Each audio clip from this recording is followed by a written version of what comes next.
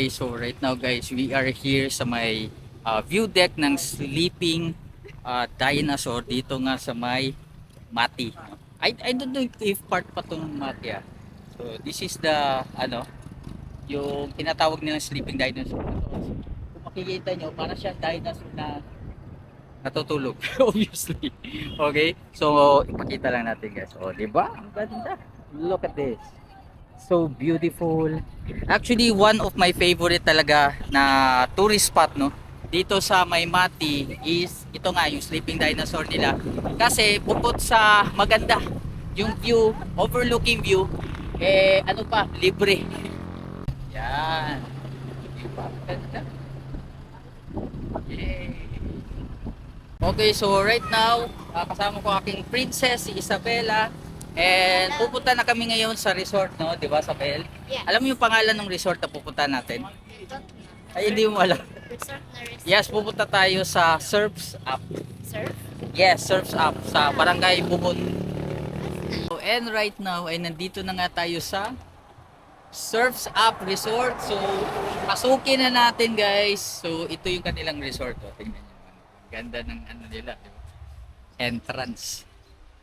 So dito makikita niyo na yung yung beach kasi front nito dagat na, no? And here ito yung mga rooms nila dito, guys. Marami silang option, pwede pang family, pwede din pang couple. Makikita nyo, tingnan nyo, ang ganda, tingnan. Walang katao-tao.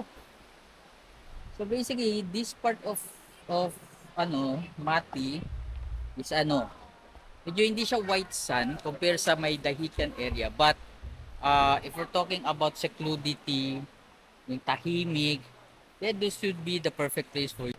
Ang karamihan kasi gusto nila tahimik lang. Meron din, ito yung kanilang isa sa house, this one dito sa Surfs Up Resort. Then meron ding dito sa room, then nagpa-extend pa sila, I think doon. So, before yung rooms dito, guys, ika-13 man namin dito. Ito pa lang at saka ito and doon sa likod. Ngayon, meron na silang extension just in case. And they also have restaurant kung gusto niyo kumain. And basically, enjoy lang tayo dito, guys, sa Surfs Up Resort ng Mati, Davao Oriental. Let's go! Ito naman sa inyo yung kwarto na aming kung saan dito kami magsistay. So as you can see, this is the room and we have 3 beds kasi marami kami, 7 kami. So dito siguro yung kids, yung ganun.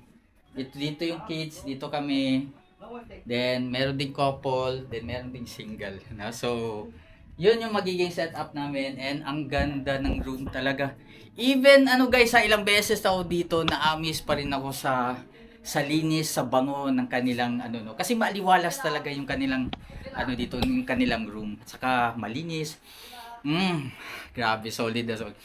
And gaya na sinabi ko kanina, meron ka ganitong view. So basically tomorrow morning, aabangan natin yung sunrise dito nga sa Surfs Up Resort kasi maganda yung sunrise dito. Solid na solid talaga. Yeah! Wala na, oy. Wala na. Sila.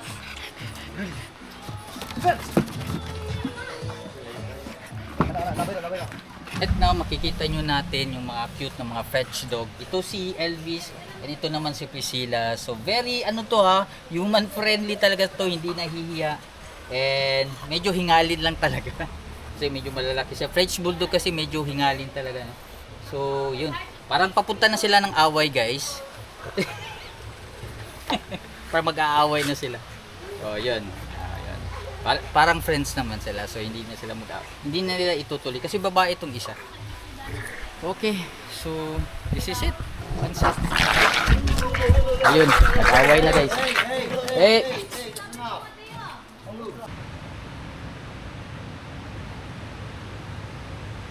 Morning. And as you can see, makikita na natin yung sunrise view dito nga sa Surfs Up Resort. As you can see.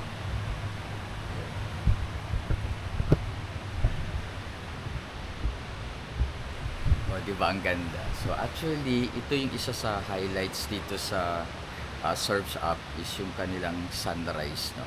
And syempre makikita natin yung iba't ibang ano dito, scenery gaya ng dagat, syempre yung wave, and syempre yung sunrise nga, no? Yung pinagmamalaki dito. And medyo, I don't know kung nakatulog ba ako, but definitely very comfortable yung place. I really like it. Yun nga lang, medyo iba yung nainom ko. Yung dinala namin. Okay, so this is the pool. So later baka maligo ako, but tutur ko lang kayo dito, guys. Ganda ng lugar. So ito yung ano nila, open tong ano nila, yung kanilang door. And actually meron pa silang extension dito, yun. So before dyan kami natulog, the first visit namin dito sa Surf Up Resort. Then yung pagka second visit namin, dito na kami natulog. So halos ano na namin dito. Yan. Second day. Then this is our third time dito na. So parang ano no, from there, second, then the third. Sunod baka ano na, dito na. Soon. So ito yung favorite spot ko, guys, dito sa Surf's Up. Itong baba nila, no, makikita nyo, medyo hindi siya typical na na shore, kasi para siyang bato. Pero ang maganda kasi dito, merong mga ibang mga surfer na mas prefer nila yung dito compare sa dahikan. So basically, kung yung mga professional surfer na talaga, matagal na nagsasurf, usually nagsasurf sila sa dahikan, then nagsasurf din sila dito. Kasi ang sabi nila is ano daw to, ano ba ito, parang beginners friendly tong place na to. I don't know kung paano naging ano to beginners friendly, pero I think parang naman, kasi hindi siya masyadong malaki yung wave compare sa dahikan, no? So as you can see, so diba, ang ganda. And ang maganda kasi dito sa Surf's Up Resort, guys, kasi napakatahimik. Kumbaga yung maririnig mo lang dito is actually yung mga sasakyan sa road, pero hindi naman masyado. Pero ito talaga yung wave, ito lang talaga yung maririnig ko. And pagkakaalam ko kasi wala silang kapitbahay. So so yun yung maganda, walang kapitbahay. So wala yung, merong ibang resort na may kapitbahay tapos nagbe-videoke, syempre ano. So ito talaga wala, no? So just in case gusto nyo ng exclusive feel, pero hindi siya exclusive, guys, kasi marami silang mga staycation houses dito.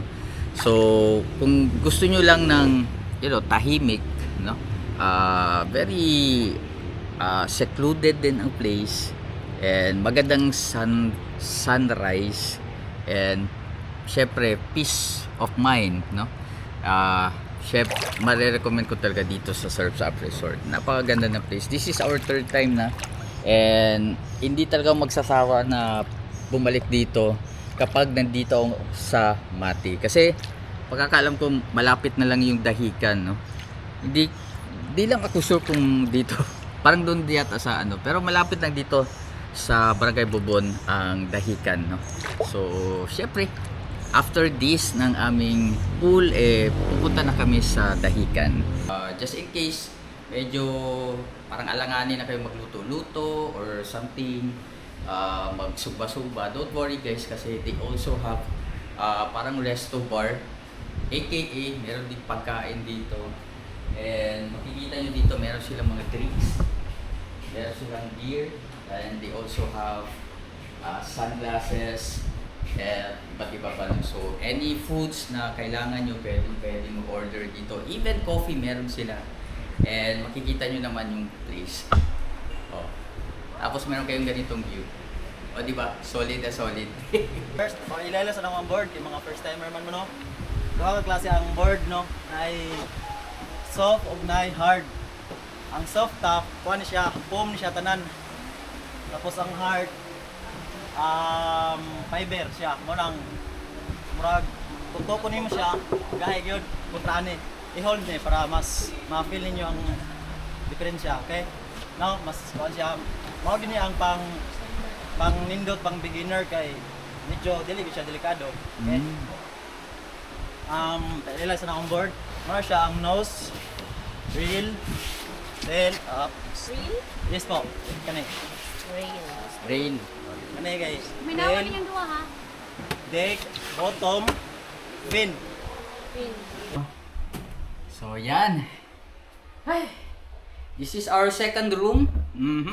Papunta na tayo ng Dahican. So, nandito tayo ngayon sa may Amihan together with my chikiting.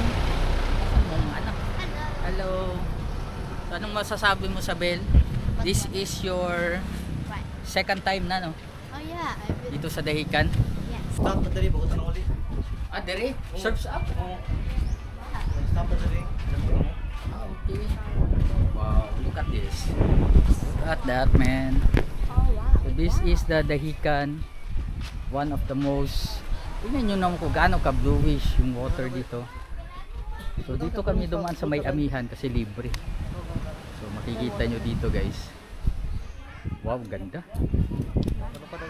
We're here sa may Dahican and ito yung kanyang stretch guys. Ayun. Oh. Ay, ang ganda. And actually guys, itong Dahican is definitely one of, masasabi kong one of the best beaches here in Mindanao. Tingnan mo gaano kaganda. And maganda ngayon guys kasi off season. So hindi masyadong malaki yung alon, no? Makikita nyo dito guys. Tamang-tama lang. Kasi yung before guys, grabe. Pag solid yung ano, yung wave dito. Pero ngayon okay na okay lang. Tingnan nyo naman guys. Look at that. O, diba? Ang ganda. Bluish water. Really fine sun, no? Yung color ng sun niya, although hindi kasing puti ng ano, ng sa Boracay, pero very fine siya. So basically, perfect na rin. Inte na lang siya sa 100 pero kung pa 6 siya te 150 na siya. Asa ang 6 ani? May ano siya te 6 lang siya kabuok po. Tulo sa pikas, tulo po sa kaninga style. Karon ng OGT. O jeti na dana kay pa rin na magpabalik. Guys, gayo ni kay Dahican good ni. Oh, Sige na. dana. Pantay ka, mag-picture jud ka. Ay si katawa dira ba? Ayo ka ulaw. Tung ano good gan. Let's go. Let's go. Hi, this is Dana Danan Davao. Oh. and I'm done. So right now guys, meron tayong nagpa-braid tayo. So they have usually sa ano ito eh, sa Siargao, Boracay, but right now napo diri sa Adodo, sa Mati, and basically I'm so excited because this is actually my first time to so kaya ni magpa-blade. Braid. Blade, gawin ang blade sir. Nasaan na sir? Okay. So abangan natin yung result. Let's go. Ah, Okay, so right now tapos na. So this is it. Pansit. Ayun oh. Si Des. Tingnan mo Des. Patingin. Boy ba yan? Eh kay Isabel. Yan si Isabel. hello. Hello. Ganahan ako sabay-sabay. Lagi no? Makasap. Guys. Pag kailangan mag-recheck. Matt, i-recheck mo lang daw. Baka mayroon pang naibang nagamit. Ang ano? Ang drone. Okay. Okay, sige. Kailangan natin i-check lahat. Asa ka? I-recheck ba? Ilagay mo muna yan doon. Okay. So, thank you so much guys for watching our video. This is Kokoy Flaking Davao. Maraming salamat. Yay! And syempre for the bonus video, meron tayong bonus video guys. We are here sa Davao Oriental na parang ano to siya eh, parang before kayo mag-i-in sa ano dito sa may Davao Oriental, eh pupunta muna kayo dito para mag-picture. So this is parang signage Davao Oriental. Ayun. So, nandito na tayo.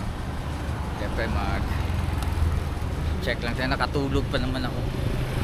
So, ito na yun guys. Oh.